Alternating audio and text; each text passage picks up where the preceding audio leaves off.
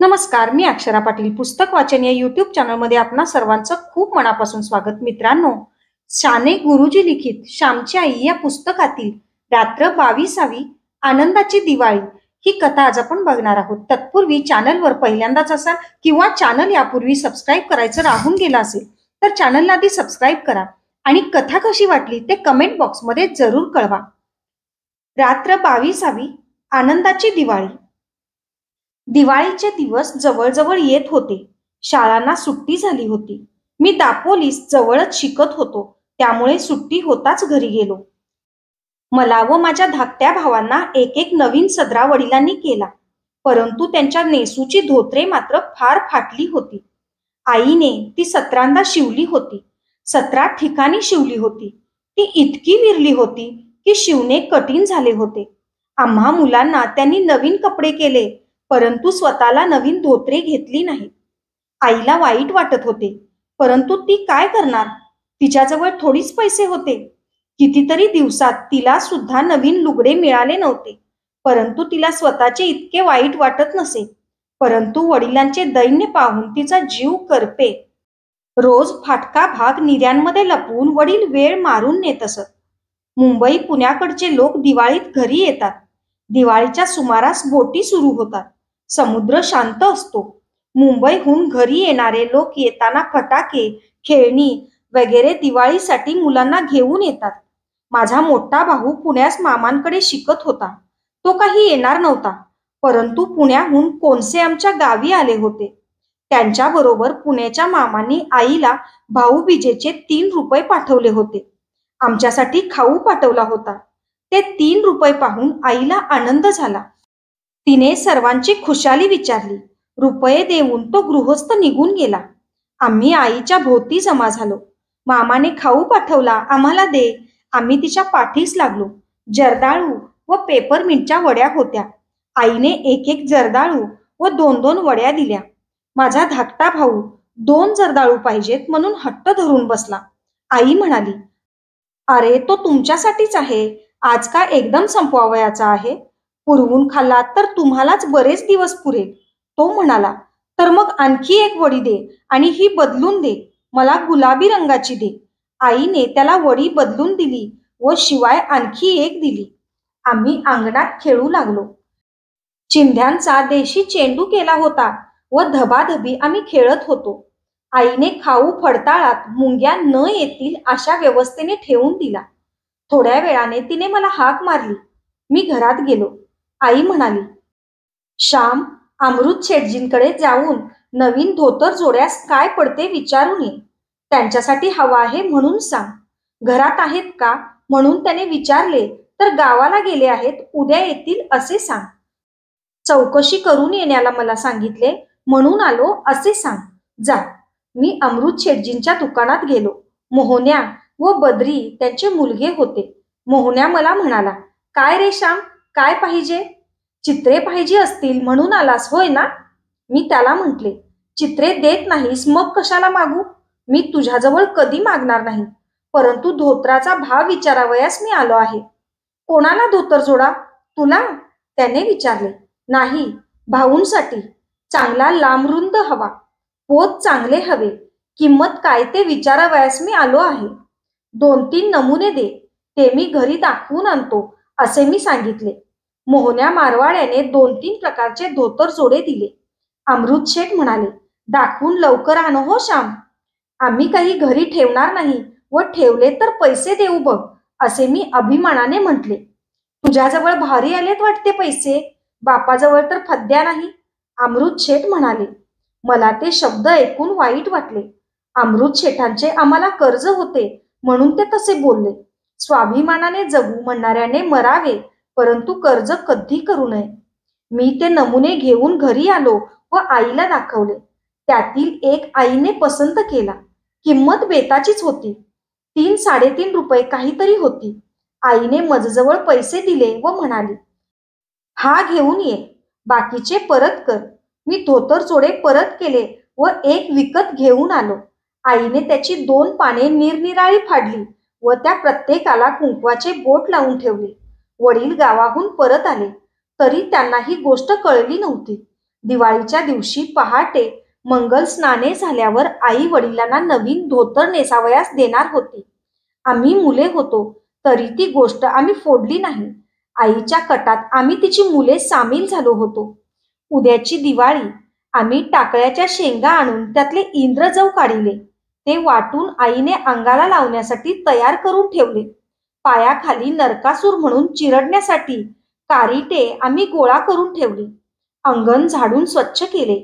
घाण दूर करणे म्हणजेच खरोखर नरकासूर मारणे. नरक हाच असूर. नरक म्हणजे घाण. या घाणीसारखा दृष्ट राक्षस कोण आहे? राक्षस 100 माणसे खाईल, परंतु घाणीतून उत्पन्न होणारी रोगरूपी राक्षस हजारो लोकांना खातो, तरी तृप्त होत नाही. घाणीसारखा शत्रू नाही. पावसाळ्यात सर्वत्र घाण होते. विष्ठा, शेण सारे आजूबाजूला पडलेले असते. ही घाण दूर करावयाची म्हणजे नरकासुराला मारणे होय. आणि मोठी गंमत आहे. सत्यभामेने नरकासुराला मारले. ती कृष्णाला म्हणाले, तुमच्याने हा मरणार नाही, याला शेवटी मीच मारीन. घाण दूर करून स्वच्छता निर्माण करणे यात स्त्रियांचा हातखंडा आहे. पुरुष घरात घाण करतात, परंतु बायका स्वच्छ ठेवतात. बायकांच्या बाहेरपणात पुरुषांच्या हातात घर असते. ते धड केर काढणार नाहीत, चूल सावरणार नाहीत, शेण नीट लावणार नाहीत, भांडी घासणार नाहीत, दिवे पुसणार नाहीत. 4 दिवसात घर म्हणजे उकिरडा अशी स्थिती करून टाकतात. परंतु स्त्रिया अंग धुताच पुन्हा सारे आरशासारखे स्वच्छ करतात. नरकासूर सत्यभामाच मारील. घाण स्त्रियाच दूर करतील. परंतु अलीकडच्या स्त्रिया घरातील घाण रस्त्यावर फेकतात. राक्षर रस्त्यात ठेवला तर तो वाईटच. घाण रस्त्यात फेकू नये. म्युन्सिपाल्टीच्या पेट्या असतील त्यात जवळ जाऊन घाण टाकावी. आम्ही सारे स्वच्छ करीत होतो. तुळशीचे वृंदावन आईने नवीन घातले. आईने पणत्या पुसून तयार केल्या. वाती तयार केल्या. सायंकाळी त्या ठिकठिकाणी आम्ही लावल्या. पहाटे लवकरच उठावयाचे म्हणून आम्ही मुले लवकर झोपलो. आई मात्र बराच वेळ काम करत होती. उटणी वगैरे तयार करत होती. मोठ्या पहाटे उठून आईने बाहेरच्या चुल्यात विस्तव घातला. तिने स्वतः आपले न्हाणे आटोपले व आम्हा एकेकाला ती उठवू लागली. अंगाला उठणे, तेल चोळू लागली. आधी तेलाचे 5 ठिपके जमिनीवर टाकून मग ती आमच्या अंगाला लावी. खूप पाणी आंघोळीला ती देत होती. वडीलही केव्हाच उठले होते. त्यांनी देवाच्या पूजेसाठी फुले आणून ठेवली. आमची स्नाने झाल्यावर ते आंघोळीस गेले. आम्ही घरच्या देवाला नमस्कार केले व देवळातून सुद्धा जाऊन आलो. आईने वडिलांना आंघोळीस पाणी दिले. त्यांची आंघोळ झाली. जुना कद नेसून त्यांनी देवाची पूजा केली. देवांना थोडे वासाचे तेल त्यांनी लावले. आज देवांना सुद्धा कडक पाण्याची आंघोळ. रोज बिचारे थंड पाण्याच्या अभिषेकात कुडकुडायचे, परंतु आज त्यांना गरम पाणी. वडिलांनी देवांची पूजा केली. करंजी अनारशांचा नैवेद्य होता. पहाट झाल्यापासून भुते भिक्षेसाठी येत होते. अंबाबाईची गाणी म्हणत होते. पैसा, पोहे, करंजी मागत होते व आम्ही त्यांना घालीत होतो. वडिलांनी आम्हाला हाक मारली व देवाचा नैवेद्य त्यांनी आम्हाला दिला. रोजचे सूर्याचे नमस्कार घालून ते देवळात गेले. देवळातून थोड्या वेळाने ते परत आले. माझे धोतर ग कुठे आहे आज? दिसत नाही ते, त्यांनी आईला विचारले. त्याची 2 अंगपुसणी केली. किती फाटले होते ते. आई म्हणाली, अगं मग नेसू काय आज? आणखी महिनाभर ते गेले असते. ते म्हणाले, त्याचा अंत तरी किती पहावयाचा. ते धोतर धुताना मलाही रोज लाज वाटत होती व वाईट वाटत होते. आई म्हणाली, अगं मला नेसायला सुद्धा वाटत होती, परंतु करायचे काय? लाज वाटली म्हणून काही पैसे पडत नाहीत. ते म्हणाले, हे धोतर नेसा आज. आईने धोतर पुढे केले. हे कोठले? कोणी आणले? त्यांनी विचारले. अमृत शेठकडून मी आणविले. आई म्हणाली, अगं तो मला उधार देत नव्हता. मी त्याच्याजवळ मागितले का नाही, परंतु तो उधार देईना. माझी पूर्वीची बाकीच कशी वसूल होईल हीच मला काळजी लागली आहे. तुम्हाला उधार देऊन फसलो असे तो मला म्हणाला. तू घेऊन आलीस वाटते, का मोहण्याला बोलावून त्याला गळ घातलीस? वडील चौकशी करू लागले. मी ते विकत आणले आहे. श्यामने जाऊन आणले आहे. आई म्हणाली, श्याम जवळ कोठले पैसे? त्यांनी विचारले. मी दिले. आई म्हणाली, तुझ्याजवळ कोठले? त्यांनी विचारले. पुण्याहून आप्पाने भाऊबीजेचे म्हणून त्या काळ्या कृष्णाबरोबर पाठवले. आईने सांगितले. केव्हा आला काळा कृष्णा? त्यांनी विचारले. झाले 2 दिवस. आई म्हणाली. तुझे लुगडे फाटले आहे, त्याला ते झाले असते. तुझ्या भावाने पाठवलेली ओवाळणी, तुझा त्यावर हक्क, ते आम्हास घ्यावयाचा हक्क नाही. भाऊ म्हणाले. तुम्ही व मी निराळी का आहोत? इतकी वर्ष एके ठिकाणी संसार केला, सुख दुःखे पाहिली, नाना बरे वाईट अनुभव घेतले. अजून का आपण निराळे आहोत? माझे सारे तुमचेच आहे व तुमचे ते माझेच आहे. आहे तरी काय आपणांजवळ? तुम्ही नवीन धोतर नेसलात म्हणजे मीच नवी लुगडे नेसल्यासारखे आहे. त्यातच माझा आनंद आहे. नेसा. मी त्याला कुंकवाचे बोट लावले आहे. आई म्हणाली. मी नवीन धोतर नेसावे व तुला नवीन लुगडे नसावे याचे मला नाही का वाईट वाटणार? तुला आनंद होत आहे, परंतु मला दुःख होत आहे.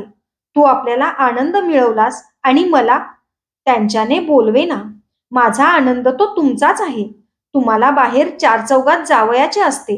गंगू अप्पांकडे आज सोंगट्या खेळायला बोलावतील. गेले पाहिजे. मला आज कोठे जावयाचे आहे बाहेर. पुढे सवड झाली की आधी मला लुगडे घ्यावे असे उगीच मनाला लावून घेऊ नये. आज दिवाळी. आज साऱ्यांनी हसायचे, आनंदात राहायचे. आम्हाला आनंद देण्यासाठी तरी आनंदी व्हा. आई म्हणाली. तुझ्यासारखी जन्माची सोबतीन व अशी गोड व गुणी मुले असल्यावर मी का आनंदी होणार नाही? मी दरिद्री नसून श्रीमंतांहून श्रीमंत आहे. मग मी का हसणार नाही? का सुखी होणार नाही? आणि ते धोतर, असे म्हणून आईच्या हातातून ते धोतर त्यांनी घेतले. ते धोतर ते नेसले व देवांना त्यांनी नमस्कार केला. वडिलांचे नेसूचे धोतर पाहून आम्हालाही आनंद झाला. परंतु खरा आनंद जर कोणाला झाला असेल तर तो माझ्या आईला. तो अनुभव स्वतःच अनुभवून पाहावा लागतो. प्रेमपूर्वक त्यागातील आनंद त्याची चव तसे करीत गेल्यानेच समजू लागते. एकदा चटक मात्र लागली पाहिजे. धन्यवाद. अशाच नवनवीन आणि विविध विषयांवरच्या कथा, कविता आणि पुस्तकांसाठी पुस्तक वाचन बाय अक्षरा पाटील हे चॅनल सबस्क्राईब करा आणि व्हिडिओ कसे वाटतात ते कमेंट बॉक्समध्ये जरूर कळवा. थँक्यू.